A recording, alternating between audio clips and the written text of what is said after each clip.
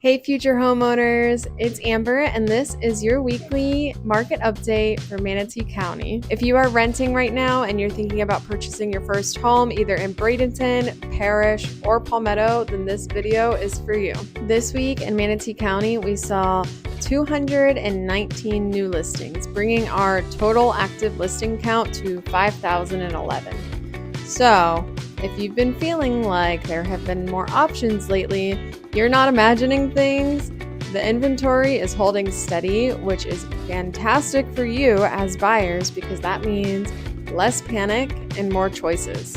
So on the other hand, we saw about 247 homes sell this week.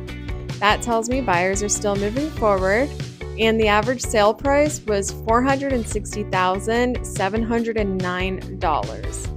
Homes are sitting on the market for an average of 75 days, which is 2.5 months, which tells us that sellers are having to be more patient and negotiable. First-time home buyers, I know you're wondering, am I going to be able to afford anything decent? Well, this is the type of market that you're not being rushed and snapped into making any sort of decisions.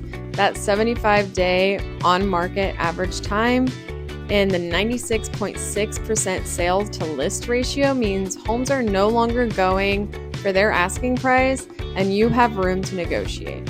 This week we also saw 53 listings cancel, which means sellers are likely overpriced and not getting the traction that they were hoping for. Again, good news if you're buying because it tells us that sellers that are actually needing and wanting to sell, they're going to have to meet you in the middle. All right, now let's talk about interest rates because I know all of you are wondering where they're at. As of today, for a 30-year conventional fixed mortgage rate, we're looking at 6.75%. Now that is the national average, so make sure that you check with your local lender because it all depends on what they have going on in their office. Also, your credit plays a part in this and which program you are using for your loan.